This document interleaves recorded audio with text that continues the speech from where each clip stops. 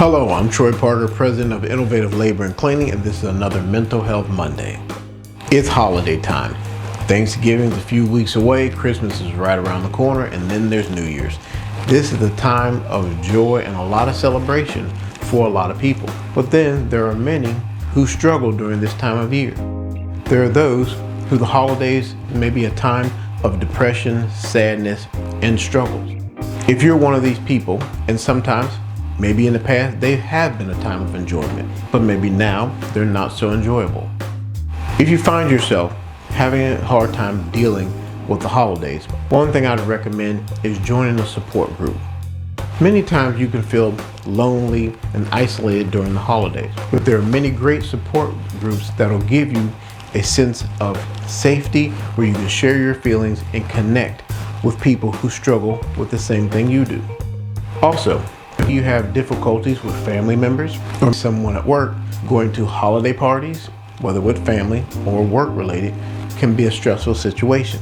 I know in going to family get-togethers after I returned home from incarceration was a trigger for me.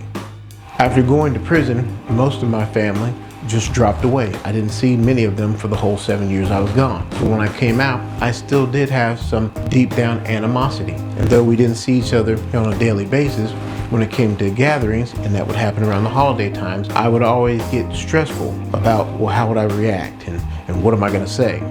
I'd have the one vision where, you see it in your head where you go off on them, you tell them everything you wanted to tell them that you had been storing up. Then you would see, that might not be the right way to go. So what I did was I started visualizing situations where someone in my family would say something that might trigger me. But instead of responding in a negative manner, I would use the breathing techniques I've talked about in some of my videos, where you stop, take a long breath, count to 7. As you breathe in, hold it for maybe 2 seconds, and then release it back out, count to another 7. This allows you to stay calm, and then you're able to think more clearly. I would visualize one of my siblings saying something, but I would see myself calm down, and I would see it through my own eyes, so I wouldn't see myself actually doing it. I would be looking at the person talking to me, but I would see and hear myself respond in a calm way that I had already rehearsed. So when the situation happened, and it did happen multiple times at the same gathering, I was able to handle it in a peaceful way. That way, the get-together went off without a hitch. This also left the door open for later. My siblings approached me individually, and we would talk out our issues, and they would explain to me how they felt when I got incarcerated, and I explained how I felt when they didn't correspond with me or visit. This allowed us to restart our relationship and move forward.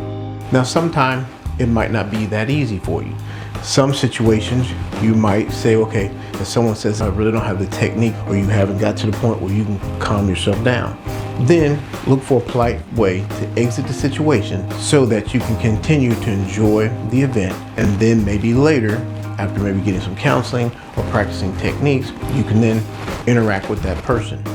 Also, you can use the same techniques at a business function. If there's people that you work with, and we all have them, that we don't get along with so well, you can try to avoid them at a party. But many times, these things can't be avoided.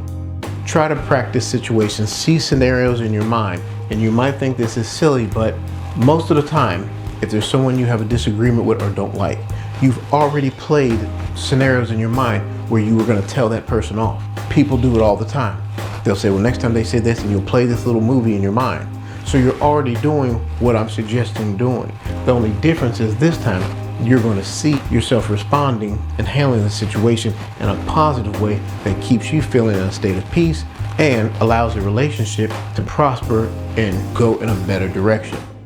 Also, during the holidays, it can be a time where we burn up a lot of energy. We're not really mindful. And when I say mindful, we're running from store to store, doing things with kids, family, and you're doing these activities, but you're not really enjoying them.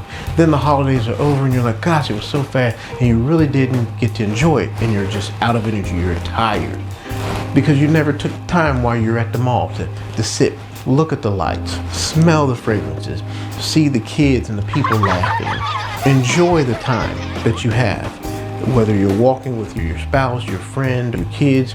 take time to be mindful and enjoy all the things that are around you. So that way, at the end of the holidays, it's not like just a blur, it just went by and you don't really know what really happened. You just know you're tired and you got all this stuff done. That's why many people say they dread the holidays, because they're like, I just gotta run here, run there, run there.